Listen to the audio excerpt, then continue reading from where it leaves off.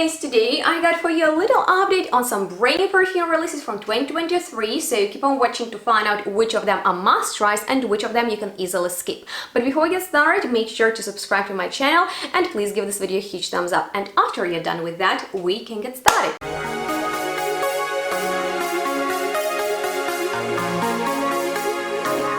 So hello and welcome everyone to today's update on some 2023 perfume releases that I've just smelled in Frankfurt and I'm really excited to share with you my thoughts on. But before I get started, I would be really interested in the most impressive fragrance you've recently smelled, so don't forget to drop a comment below. And on that note, let's get started with something absolutely delicious, and this is Yum Pistachio Gelato by Kayali, which comes in a stunning kind of like matte greenish flacon, and there are so many amazing delicious notes. This is that type of edible gourmand fragrance in which we obviously have the ice cream accord because it was inspired by Italian gelato, and there is also whipped cream with marshmallow liqueur. There is even some room with spices like cardamom and some pistachio nuts, so it has nice texture and some flowers for the complexity, even a few fruity notes like strawberry and white peach, and obviously some woods in the background. So it's extremely complex,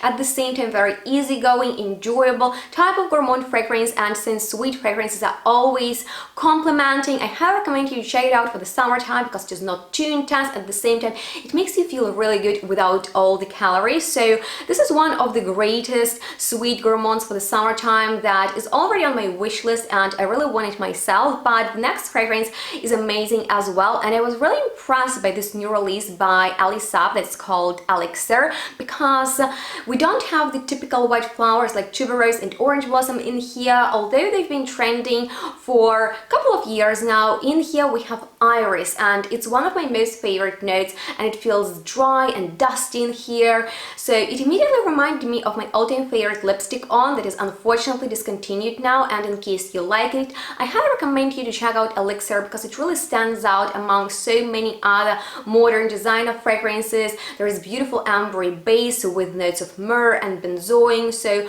really not a typical notes breakdown, and it feels elegant. It is very warm, maybe more appropriate for the evening wear or when it's going to be a bit chillier outside. But this is just a very amazing and different kind of designer fragrance that has more of a mature feeling, and I highly appreciate this release. But you guys, something else that I find is amazing because yeah, it just feels like a very easygoing fragrance that you can actually wear on the everyday basis, and it's Le Papier by Diptyque, and the presentation is really lovely too because there are books with ink, which is actually the note in perfumes, but usually it feels more bitter, and this is a very fluffy, clean type of fragrance that feels like your second skin. It is very sensual, but it is not overwhelming. It's not a screamer, not a beast mode perfume that is very soft and gentle. We have musk with mimosa in there and even sesame, which I found quite interesting. So yeah,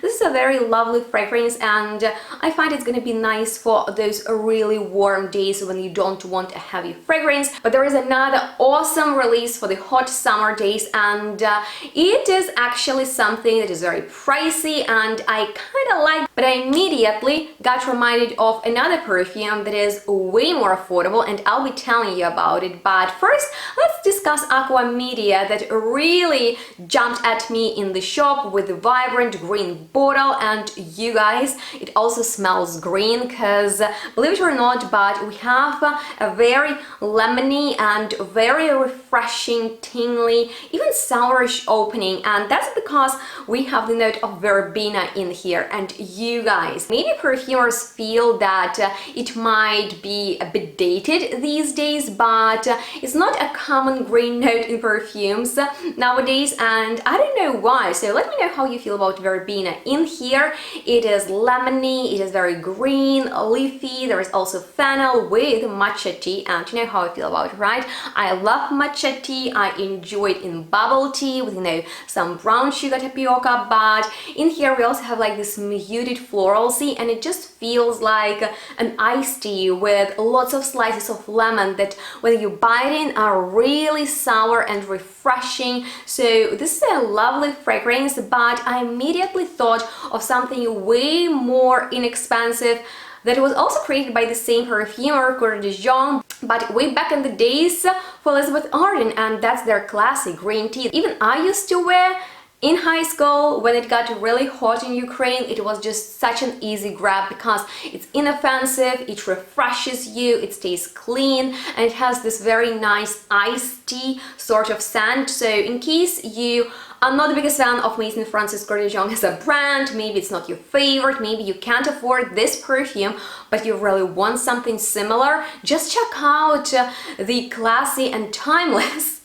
Elizabeth Arden green tea, because maybe it's not on your radar anymore. I feel like it's such an OG fragrance that some people forgot about it, but they are incredibly similar. But green tea, I feel, is a bit softer, like rounder on the edges, because this one is really crisp and sparkling, so it's gonna be really nice when it's gonna get really hot outside, if you know what I'm talking about. But you guys, let's end this video on the most exciting note, because I've been waiting for this release by Coeur de Lion as a new in-house perfumer for Dior, like literally since they announced that. And when I learned about his new perfume, Dior Riviera, and look at the notes, I was a bit disappointed, won't lie, you know. It seemed just simple with that rose and fig, some aquatic notes. I expected more, you know.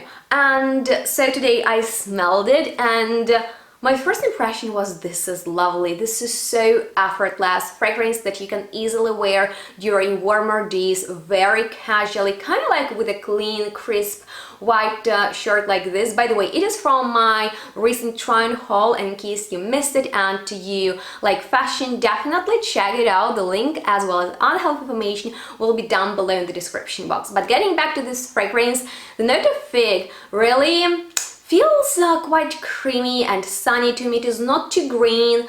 I like the rose that feels ultra modern. It's not your typical rose scent, and there is something very, you know, just blurred in there. So this is a lovely fragrance for those who don't really care about great performance of perfumes, because the sillage of it is almost non-existent and it doesn't project too well. But I feel like it's going to be a nice, just very laid-back type of perfume for the summertime, or maybe even, you know, just transitioning time. Overall, I don't know what to think about it, because Coeur de Lion has released a few bangers, like even that green tea with which he got popular, and then, you know, obviously the Baccarat Rouge, and even some other perfumes. So it's not necessarily like, you know, a loud fragrance that will turn heads, but it's something very safe and totally in Dior style. So you might want to check it out for yourself, and in case you're already familiar with any of today's mentioned fragrances, definitely drop me a comment down below. What do you think about them?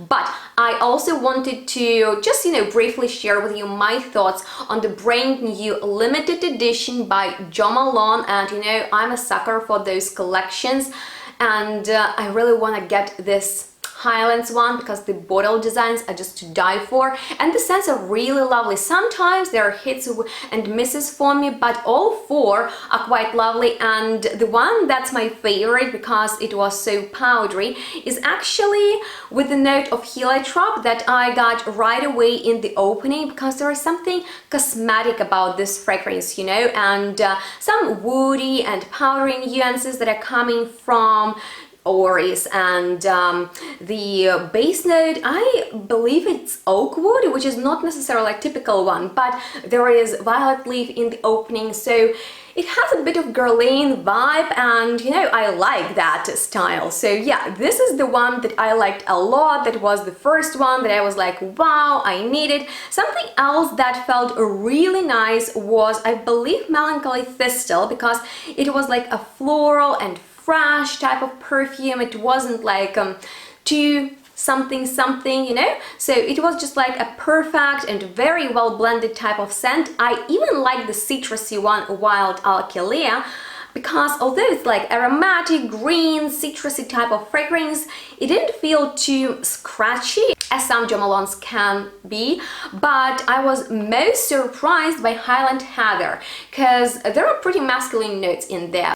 For example, lavender, cypress, vetiver, but although it felt like a masculine perfume on me, it was also so clean and just very attractive to me that I want all of them. And if you appreciate my efforts here, going to Frankfurt today was a hassle, then you are invited to donate on Buy Me Coffee website. The link is below, and with your help I can buy a bubble tea or some new perfumes that I will be reviewing for you. But if you enjoyed watching this video, definitely give it a huge thumbs up. Maybe I don't stress that enough, but they really help my videos to get out there. Drop a comment below if you have any questions left, or I would like to know what was the most impressive fragrance that you've smelled recently. And don't forget to shop perfumes with my discounts, that's very helpful as well. And I appreciate your time spent here. Thank you so much for watching, and make sure to subscribe to my channel, follow me on my social media for more content so we can stay in touch, and we'll see each other next one really soon. Bye guys.